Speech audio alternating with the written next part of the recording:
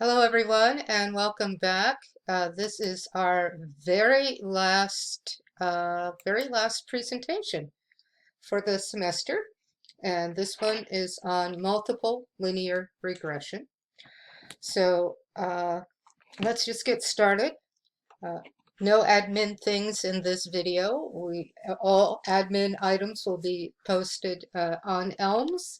And just a reminder to you to please post your questions or comments in the discussion on Elms so that we can all benefit from that in this last week of class. So multiple linear regression. We have been doing simple linear regression. We've been doing something that is in the form of y hat, a predicted value of y is equal to some kind of constant plus a coefficient times a predictor. Okay, so we've had two variables. It's a bivariate situation. For the most part, our y is a quantitative variable. Well, yes, for simple linear regression, y is always a quantitative variable. And 90% of the time, x is also a quantitative variable. And remember, we talked about building scatter plots, and we talked about, so that's our visual summary of the relationship between the two variables. And we talked about measuring the strength of that relationship with a correlation coefficient. Correlation coefficient. Okay, and so that is, as a parameter, that is rho, and as a statistic, that is r. Okay, so we've got that, and now we're going to be looking at multiple linear regression. That's where we are predicting y hat once again. We'll have a constant, but now we're interested in introducing more than one possible predictor. Okay, so we have at least two explanatory variables or more, up to who knows how many. I'm going to make k x sub k. Okay, so we're interested in finding the least squares fit for a linear model that looks like this. Last week we talked all about a least squares fit for a simple linear regression.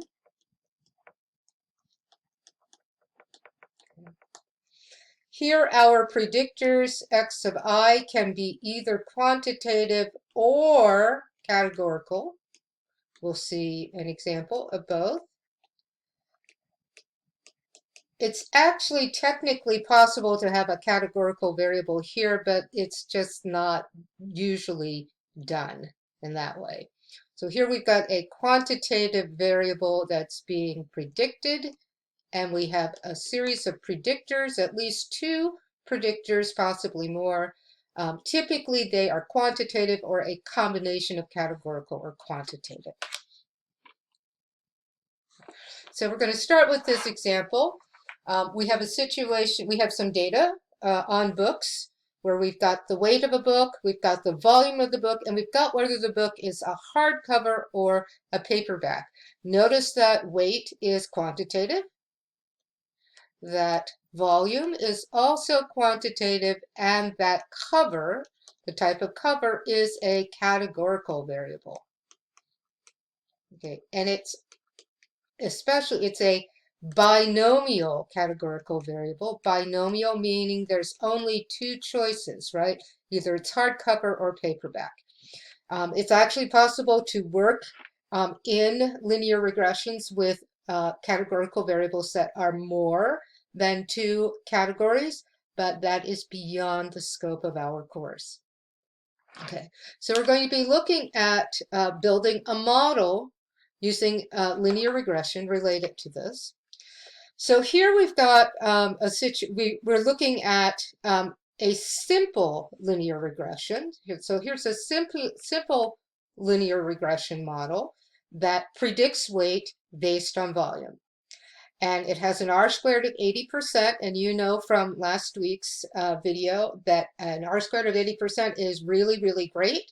you look at the scatter plot and you look at the model line, and what you see is a pretty strong linear relationship. As a matter of fact, the correlation, let me calculate that really quick, is 0.8, the square root of 0.8. Square root of 0.8 is 0.89.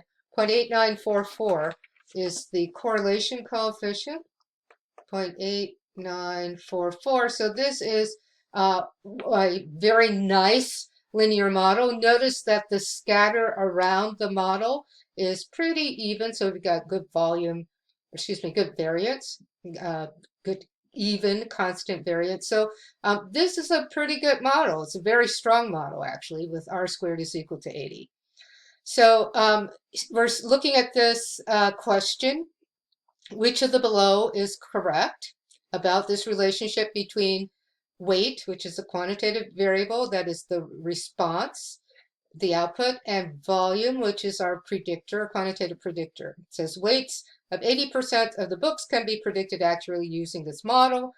Books are 10 centimeters over average.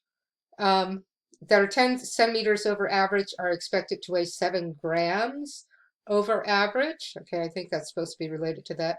The correlation between weight and volume is R equals 0.80 squared or 0.64. I just told you that that's not true. The model underestimates the weight with the highest volume. And so if we look at that, we're looking at B as a response. Notice the weight with the highest volume is here. The model actually overestimates. I already told you what the correlation was. It's the square root of r squared. Weights of 80% of books can be predicted accurately by this model. No, what we're saying is that we've got variation in weight, and 80% of that variation can be accounted for by its relationship with volume. Okay. There's another 20% of the variation in weight that we see that is due to something else. Okay. Books that are 10 centimeters over average are expected to weigh 7 grams. So if we multiply 10 times 7, we'll see that relationship here. 7 grams more than average. Okay. So here is here is an output from, it actually looks like it's an output from R for this particular linear regression. And I want you to notice right away, let's go back to the equation. So here's the equation that's there. There's that intercept 108 and a coefficient of 0.7 in our output. Here's our intercept almost 108. It's rounded, and the 0.7 for the coefficient. I want you to notice remember what we did with the simple linear regression is we were interested in a null hypothesis of whether the correlation, excuse me, whether the coefficient is equal to 0 or whether the coefficient is actually not equal to 0, which means we've got a predictor, we've got a linear relationship of some sort. And that null hypothesis is put to the test by this t-value. This t-value is our test statistic for this particular hypothesis. There's our test stat, and we've got a p-value here, and that p-value is considerably less than almost any significance level that we could have. So we are going to reject H sub L, and we've got sufficient evidence that there's a strong relationship. And remember, we actually looked at R squared. We said anytime we've got an R squared that's like that, we've got a really good fit to the model.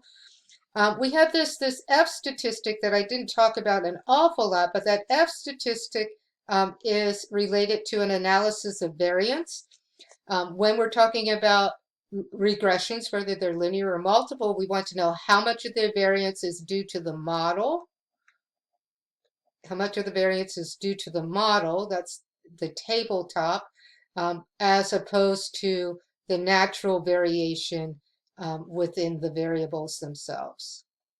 Okay, And so we get an F statistic. Remember, here's our F statistic. That's related to that, the different degrees of freedom in this particular situation, p-value that's very small as well. So we're seeing a lot of the variation accounted for by the model. So both that an F stat and the R squared let us know that we've got a pretty strong model here. Very nice linear model. Okay. Now, here's the same information. Let me go back to the original. Here we had the scatter plot and the model laid over the scatter plot. Okay. Here, the same scatter plot, but now, if you look at this, it's been coded so that the hardcover books are in the blue squares, and the paperbacks are in the green triangles. And so you are asked if you can identify a trend in that relationship. And as you look at this, on average, it looks like the paperback books have weights that are smaller than the hardcover books, which is something we might expect by intuition, right? So paperbacks generally weigh less than hardcover books after controlling for the book's volume. So we can actually put that into our model. We can actually include in our model, and that's what we've done here. We now have a model that looks like this, where the weight, the estimated weight, is going to be, we've got an intercept, 190, I'm going to say it's 198, that's our intercept. It's going to be plus 0.7, now it's about 0.72, 0.72 times the volume, minus 184 times the cover. Okay. And your cover is a binomial variable. The cover is 1 if it is paperback. The value of that variable will be 1 if it's paperback. The value of that variable will be 0 if it is hardcover. And we see that here from the paperback.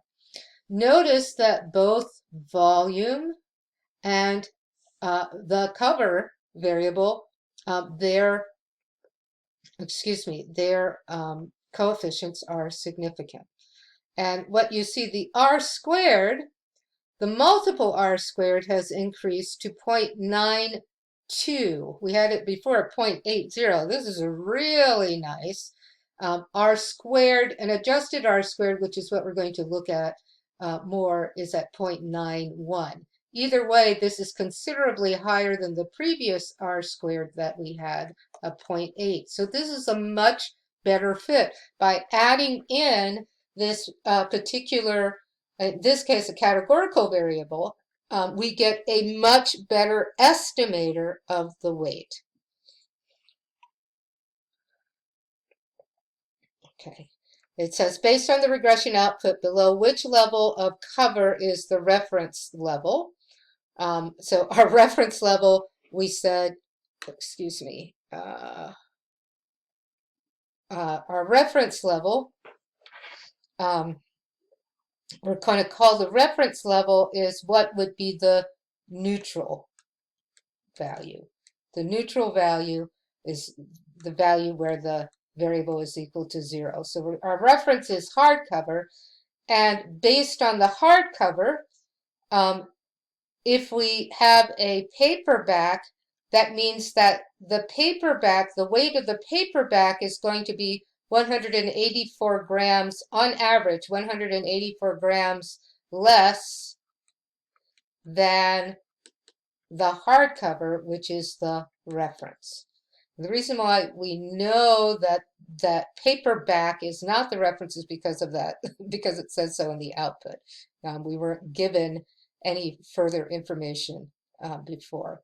Okay, so our reference, when we have a categorical variable, we always have a reference level, our reference level.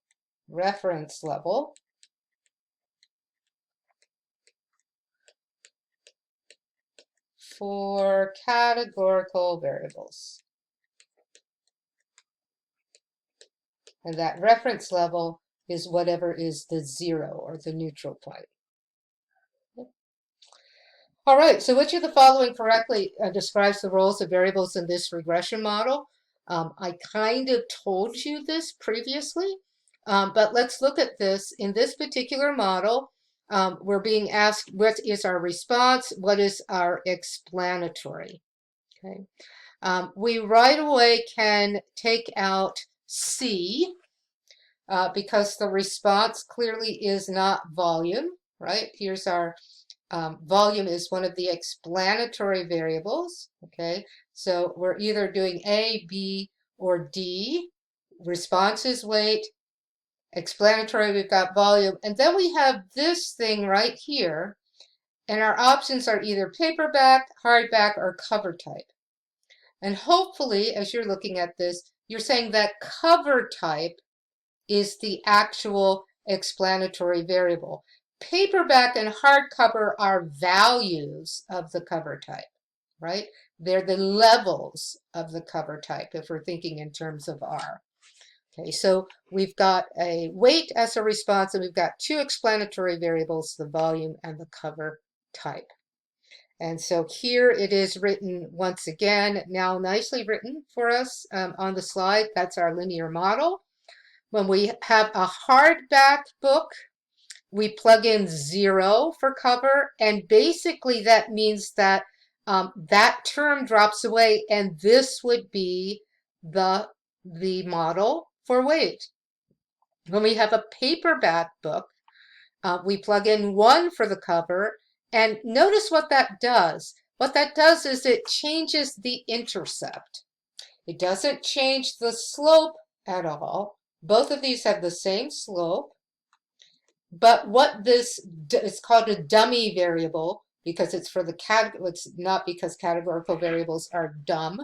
A dummy variable is a variable that takes on values of 0 or 1. Categorical, 0 is for our reference level, and then 1 is for the alternative. In our case, hardcover is the reference level, and paperback, the alternative, is equal to 1. And by putting a value into the equation, what it has the effect of doing is changing the y-intercept of the equation. And so what we end up seeing is that basically that linear regression points us to two equations. That's conceptually points us to two equations. The equation that fits the paperback data and the equation that fits the hardcover data. Okay, so we've got that situation. Notice I have a different y-intercept, same slope. The relationship with respect to volume and weight remains unchanged. It is simply that the basic reference point, reference point changes for hardcover versus paperback. So for at any level of volume, we would expect there to be this relative difference between a relative difference in weight, a delta W, that's due to whether the cover is paperback or hardcover. So that categorical variable shifts our line. And that's what we see happen in every and any multiple regression that uses a categorical variable as one of its predictor variables. Okay. So notice that the slope, so here's some interpretations. The slope of the volume, all else being held constant, books that are one more cubic centimeter in volume tend to weigh about 0.72 grams more. Remember we said that the slope that was related, or the coefficient, which is the slope related to the volume, is not affected by what we do with the cover. Okay. the slope of the cover, I'm going to put parentheses around this, or excuse me, not parentheses, quotation marks. All other things held constant, the model predicts that paperback books will weigh 184 grams lower, negative 184, than hardcover books. It basically shows an adjustment due to the change in type of cover. It's not really a slope. Hardcover books with no volume are expected to weigh on average 198 grams, which doesn't make sense from a practical point of view. We say obviously the intercept does not make sense in context, right? It serves to adjust the height of the line. It has a mathematical sense. It makes sense mathematically. It's used to help us see basically that difference with respect to covers, types of covers. Okay, so which of the following is the correct calculation of the predicted weight of a paperback book that is 600 cubic centimeters? Okay, so remember once again, let's look at this. Our equation based on this would be y hat is equal to 197.96. There's our estimate of the intercept, plus 0.72 times the volume. And then I've got a minus 184.05 times the type of cover. Right? Okay, that's what this is. These are all our coefficients. Here it is put into the model. So right away we can get rid of this. We're looking at one of these three. We're looking at volume of 600. So 197.0.72 at 600. So possibly this one and possibly this one. Okay, so we can get rid of this. And then we're wanting to say we're looking at a paperback book. Paperback book is where cover is equal to 1. That leads us to answer A. Right? Okay. So do take a look at that. Go back and take a look at that more carefully if it didn't quite commute for you. All right. So that's the basics in terms of a multiple linear regression. Here we saw two predictors. One of them happened to be categorical. Okay, so this is a nice basic multiple linear regression using both a quantitative and a categorical predictor. As I said to you earlier, we could have both quantitative predictors. We can have more than two predictors, but we want to have at least two predictors to be a multiple. Now, here's a situation where they're interested in predicting the cognitive test scores of children, 3- and 4-year-olds, using characteristics of their mothers. So this is going to be our response variable right here, this category right here. And here are various characteristics. Looks like 2 of them are quantitative and 2 of them are categorical. No problem. We set it up the same way that we did with the previous situation. Okay. I want you to notice that we'll have, this is for slope for mom's IQ is what we're going to focus on here.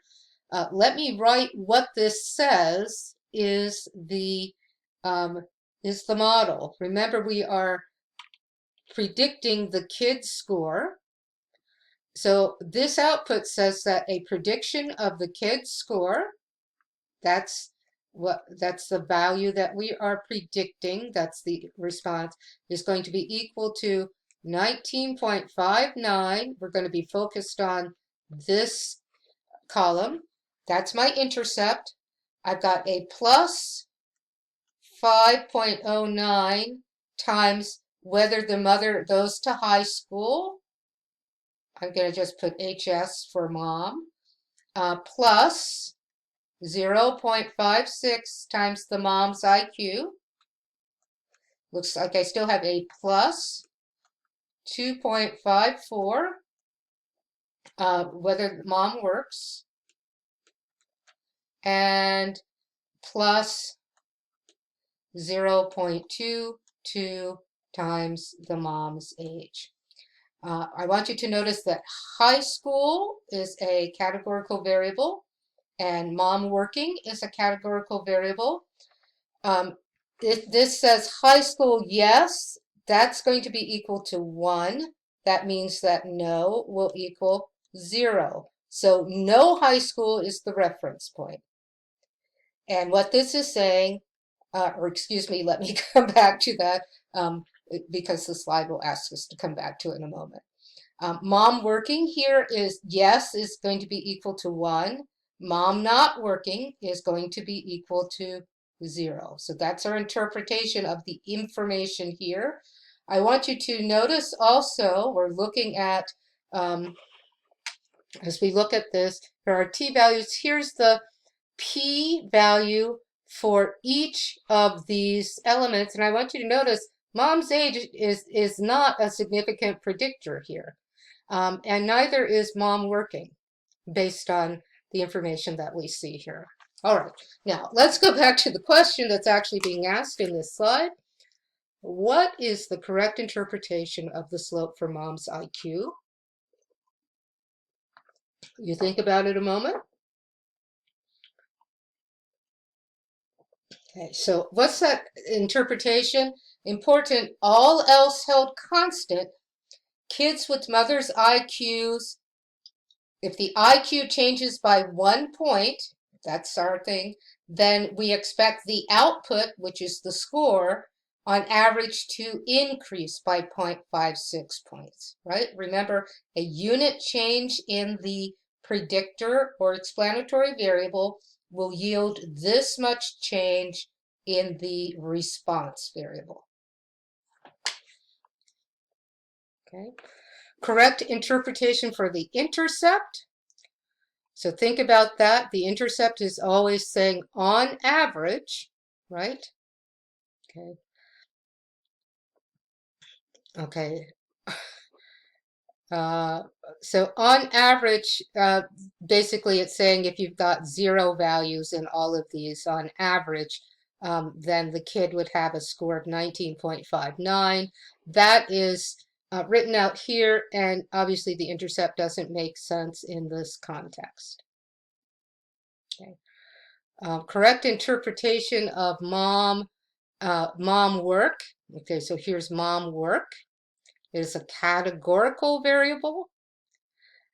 And so we're saying, all things being equal, kids whose moms worked during the first 3 years of a kid's life, A, are estimated to score 2.54 points lower, or estimated to score 2.5 points higher than those whose moms did not work. Remember, if it's 1, then this is the number that gets added or subtracted. It's positive, so it will be added. So we're looking at B, 2.54 points higher. Okay. All right. So there we've got information.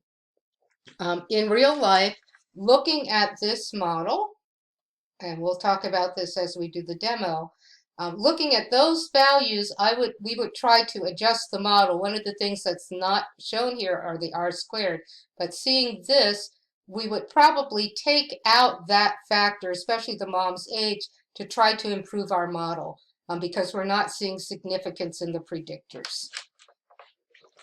I noticed they didn't ask you about mom's age. All right, so this is a plot that you'll see in our demo, type of plot that you'll see in our demo, where this is a great visualization of very quickly looking at the correlation between all of the different variables in, this happens to be a particular data set that's interested in looking at poverty, predicting poverty as a function of whether the people are metro residents, whether they are white, high school grads, or have females in the household.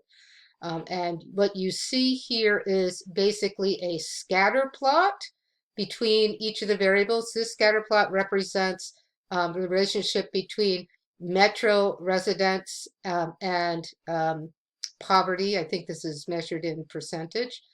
Whether or not the mother, in this case, or whether or not the rate, it's basically race. This is the relationship between white and metro. This is the relationship between white and poverty.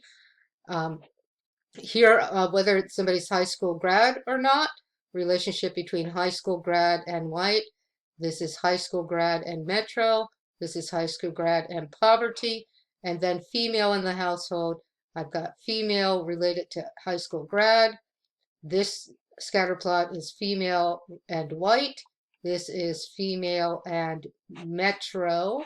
This one here, this is female household and female head of household and poverty. And then you see similarly on the bottom side what the correlation coefficients are. So the bigger numbers, and this is a nice visualization because the more significant something is, the larger the number is. So for instance, there is a strong negative correlation between poverty and high school graduation, right? Higher poverty, or excuse me, higher poverty, lower high school graduation rates. Okay, and here, this is right here. There is a strong negative correlation between whether the household is white and whether there's a female head of household. So we're going to come back to that. So this is a nice, if we were spending a few more weeks on this, I would go into this in a little bit more detail. What I want you to simply note is that we have already talked about R squared. We've laid a foundation for R squared and the importance of R squared in terms of judging the variability between the predicted value based on the model, right? And here's, so basically the explained variability in Y over the total variability in Y. Okay, and it's explained by the model. Okay, so that's what R squared tells us.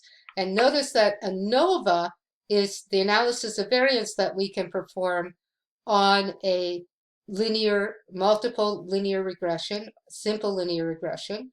And that's something in R that we'll do with just a simple command.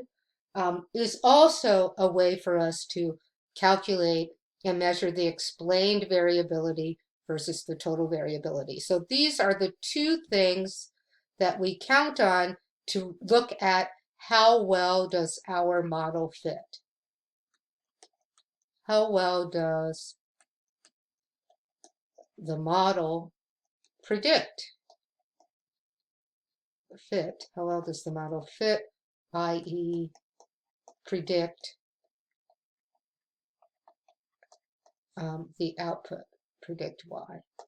Okay. So we've got that R squared, and here this is a calculation. In this case, we're looking at female householders and poverty. The relationship, poverty is the output. The explained variability is only 28% is, according to this model, is explained by there being a female head of household. Okay. We are going to approach R squared differently, or we're going to, when we are dealing with multiple linear regression, we're going to be wanting to look at something that's called the adjusted R squared. Oops, I'm sorry about putting this through here. Unfortunately, I can't erase with this. Anyway, so we're looking at an adjusted R squared, and you've seen that on the printout.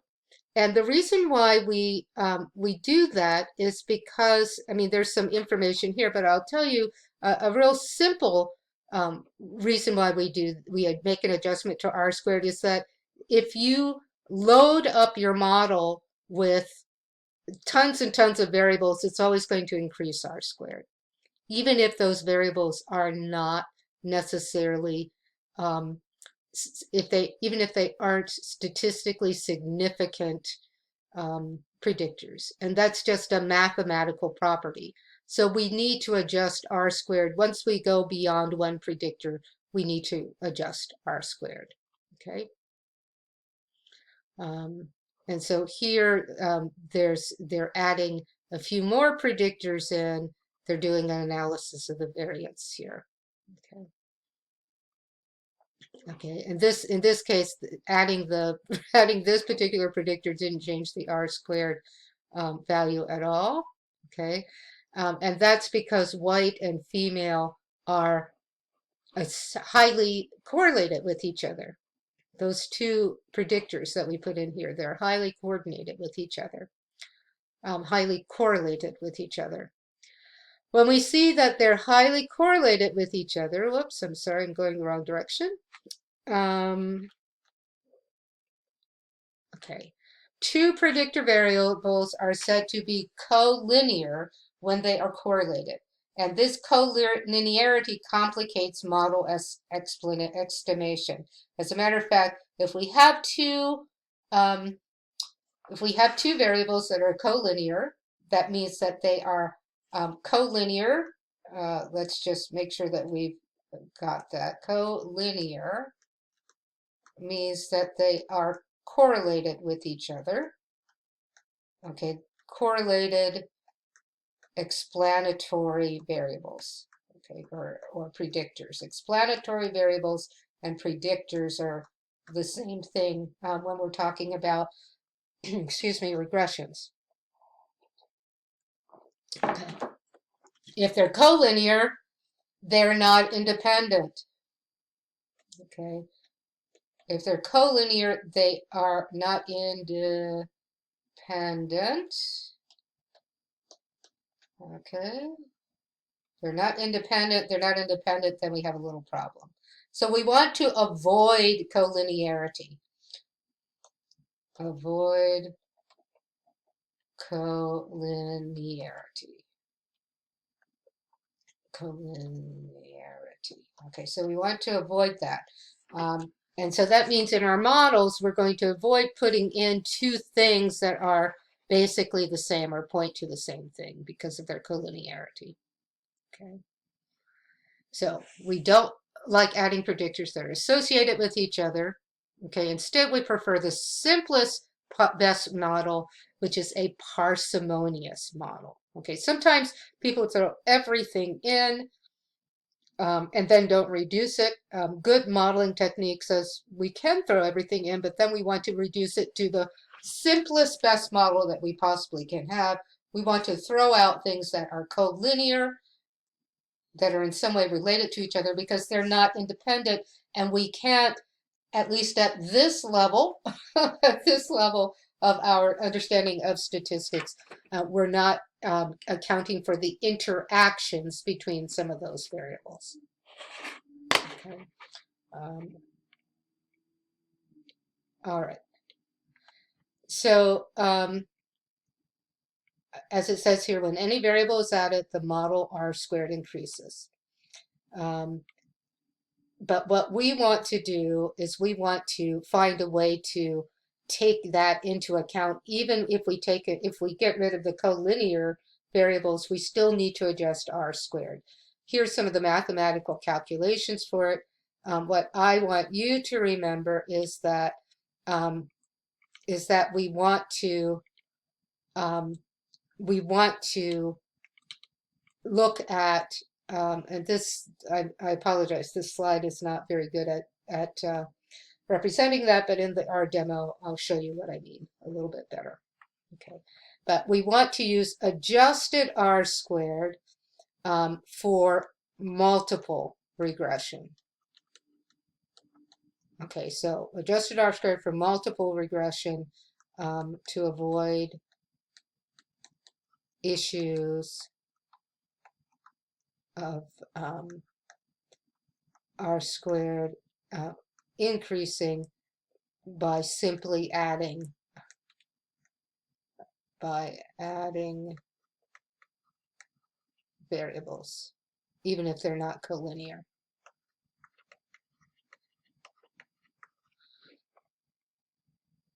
Okay, so what makes a good model? When we have a high R squared, our high adjusted R squared, okay? So often adding predictors, as we saw in the beginning with the paperback and hardcover books, adding the predictors increased our R squared. We had a much better model, okay? We want strong t-tests on our, for our betas, right? So we want significant beta t-tests, and we want to have few parsimony.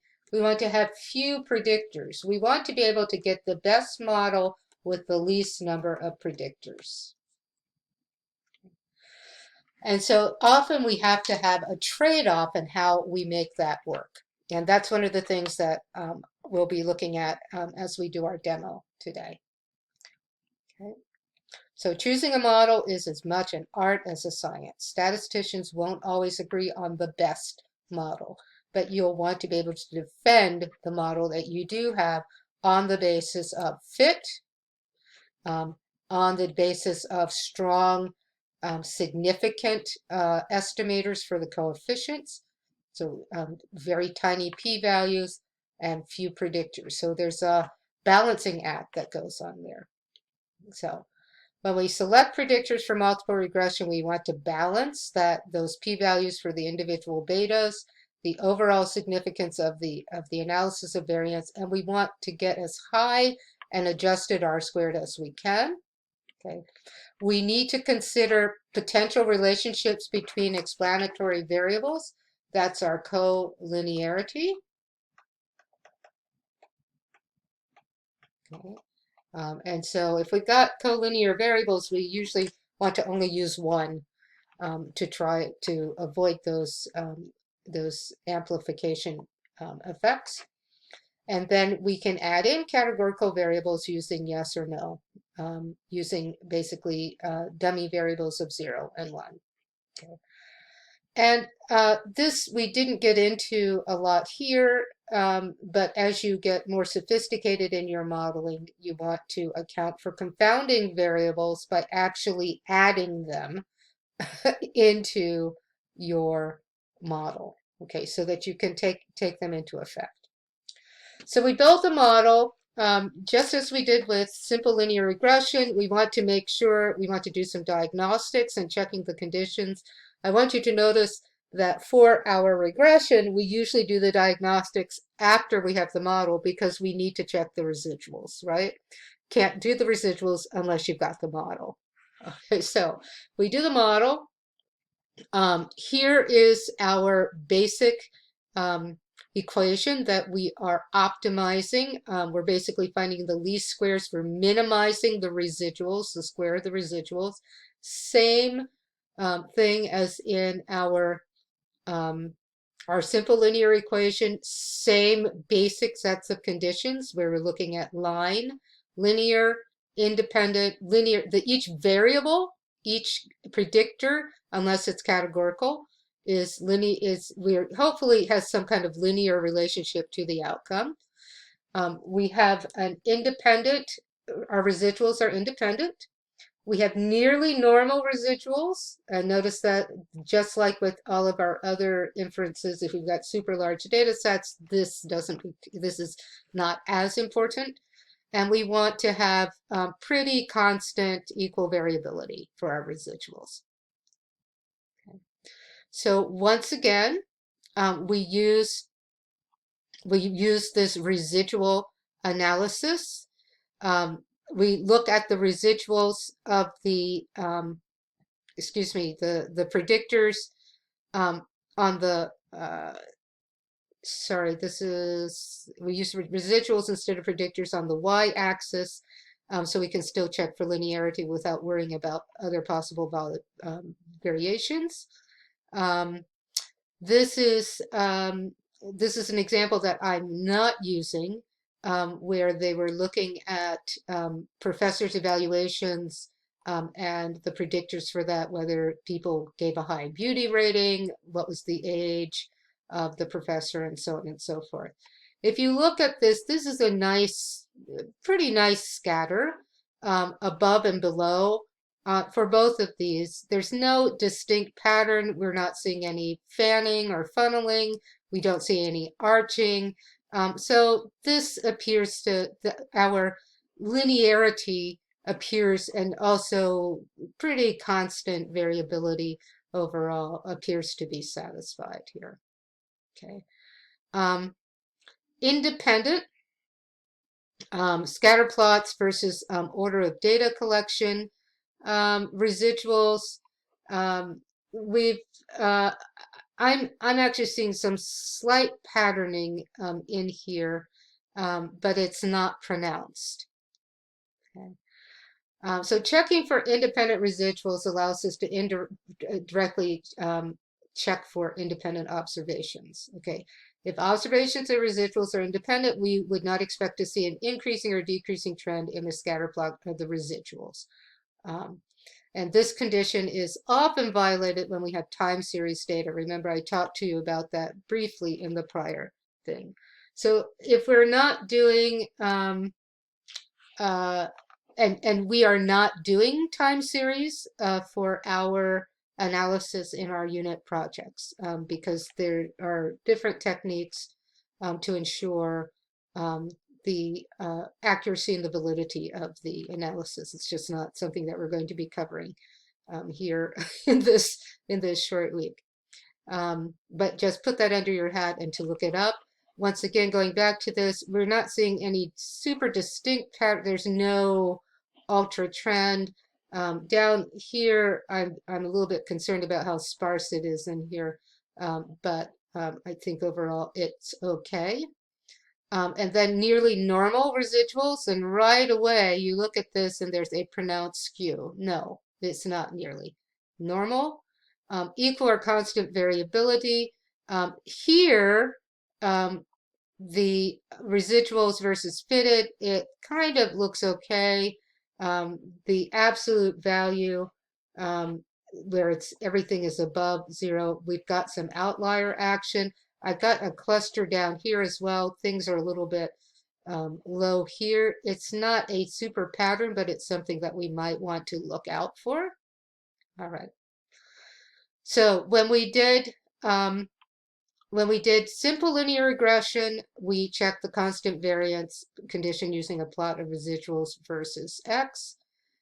Here we use a plot of residuals versus the fitted, and that's because we have many explanatory variables. So a plot of residuals versus one of them doesn't give us a complete condition. Okay, so this is residuals versus the fitted, residuals versus the fitted. Okay. Now, if we find here's condition violated, if our conditions are violated, that means that we probably need to transform our variables in some way, or seek to find additional variables to fill in the gaps of the model, or use more advanced methods that allow us to explore non-linear relationships, or relationships with inconstant variability. And by transforming the variables, what we do often is that we either transform the explanatory variable or the response variable. And so sometimes what that will look like, for instance, is that we might look at the log of y hat is equal to beta sub 0 plus beta sub 1 x1 plus beta sub 2 x2 plus so on and so forth, beta sub k, x sub k. So we might try fitting that. That's our log transform. Similarly with a square root transform or an inverse transform, where we're transforming, we're basically making the output be the square root of the original response variable and seeing if we can get a fit. Log here. And sometimes we actually, etc. Sometimes we transform an explanatory variable. Okay, so sometimes we're looking at y hat is equal to beta sub 0 plus beta sub 1 times the log of x sub 1 plus beta sub 2, x sub 2, etc. Okay, so that's something as you get more, as you start working more and more with your data, you can try, and because we're programming all these things, you can try running these transforms to see if you get a better fit model. Okay, that will change a little bit your interpretation, but it will allow you to do some predictions that you otherwise would not be able to do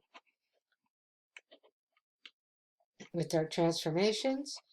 Important thing to remember, this is a famous George Box quote, all models are wrong, but some are useful. Okay, so what we're looking for is what's a most useful model that allows us to predict if we need to transform the output in this way, and if we can accurately predict log of y, then once we predict log of y, then we can just transform it back to a y value, right? Okay. So no model is perfect, but even imperfect models can be useful as long as we are clear and report the model's shortcomings. And you notice in your shortcomings, which equals limitations, in your unit project, you are asked to comment on what are the limitations of your model. So even if the conditions are grossly violated, I'm sorry, if they are grossly violated, you're going to look at a new model. If they're kind of, they're not really great, you can use it. And you want to talk about the limitations, but you also want to basically say these predictions are not accurate, that they might give us a sense of the direction of an association or the order of magnitude of an association. Okay, so consider using a new model if the conditions are grossly violated, because otherwise what you've got is just not valid, right? Learning more statistical methods, so sometimes you have to go to different methods. You might have to hire somebody who can help, who's an expert in working with those statistics. So I want to do one more thing with this, and then we'll do, so we're almost at an hour. I think I'm going to continue in this video with our demo and just have it all in one video for you. So let's just look quickly. I just want to introduce the concept of a logarithmic regression. We will not do a lot with that, but I just want you to be familiar with that. That's in section 9.5 of your book. Okay, so we have our simple linear regression so far. Numerical response, a numerical or categorical predictor, so just one predictor. Multiple, you've got multiple predictors. Okay,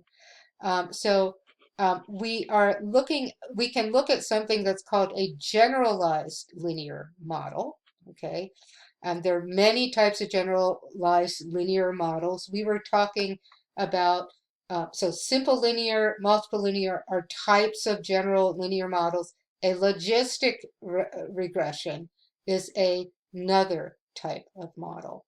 Okay, and so our generalized models actually have probabilities as an output. Okay, describing the output variable. And for logistics, this is basically a yes or no prediction. It is basically a classifier. Okay, so our logarithmic or logistic regression is a classifier. It classes things. Okay, so rather than the output being like the weight, the output would be predicting whether somebody is male based on characteristics, whether they're male or female. In a common application, logistic regression is basically used to predict the likelihood that you would choose a certain product. Okay, um, so that's done as a linear model with the output being a probability value.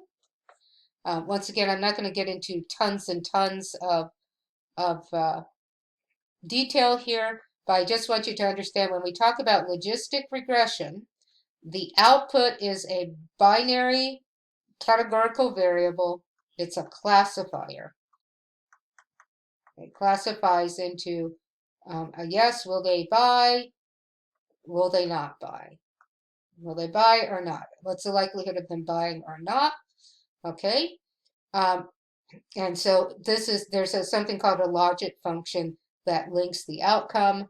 Once again, this is something that takes like a whole other class. We're not going to do that. And here's some properties. Do take a look at section 9.5. If you're taking, I think it's INST 444. Probably not, maybe not next semester, but next year, you'll be doing logistic regression. So you can now say that you had a quick look at logistic regression.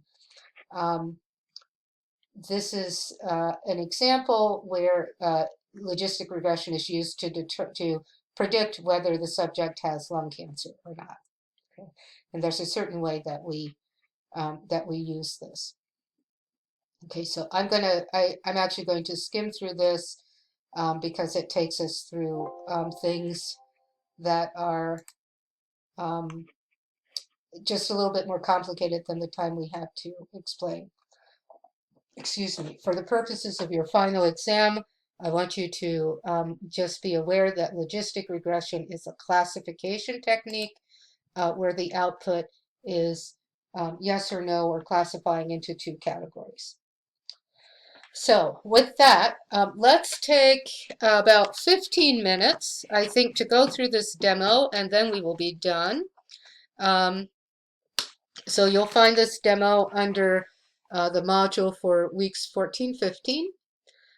We are going to be using that data set that we used previously, the North Carolina births, to do this. Before I get into that, I do want to just make note of one thing, because I noticed that people were having difficulty with the output of their HTML notebooks. This is, I know this is really bizarre to you, because you do this. I think I've said to you, if it doesn't, if something doesn't show up, to knit it, and sometimes you guys are trying to knit and it's not happening.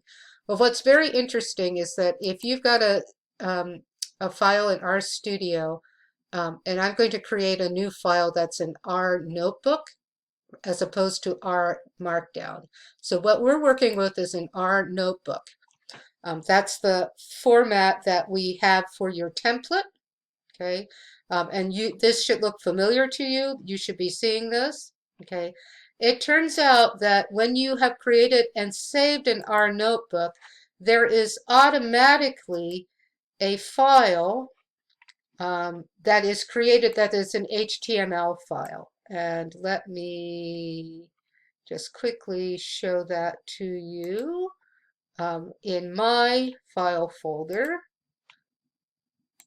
Okay, that fall 2020, our scripts.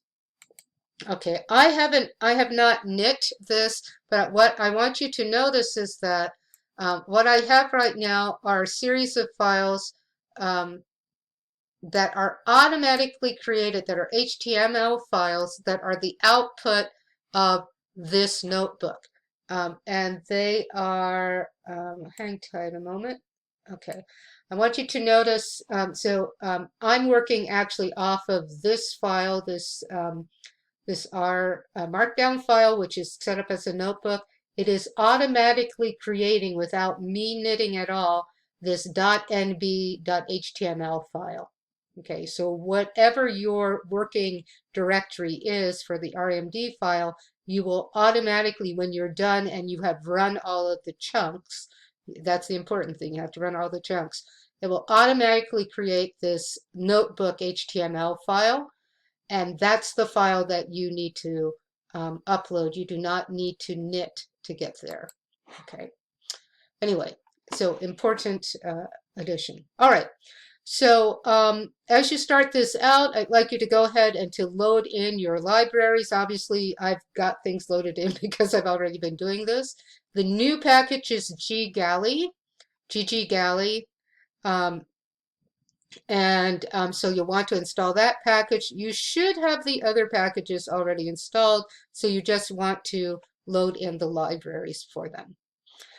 You may or may not also still have the North Carolina data hanging out in your environment. If you already have it, then you don't need to log this in.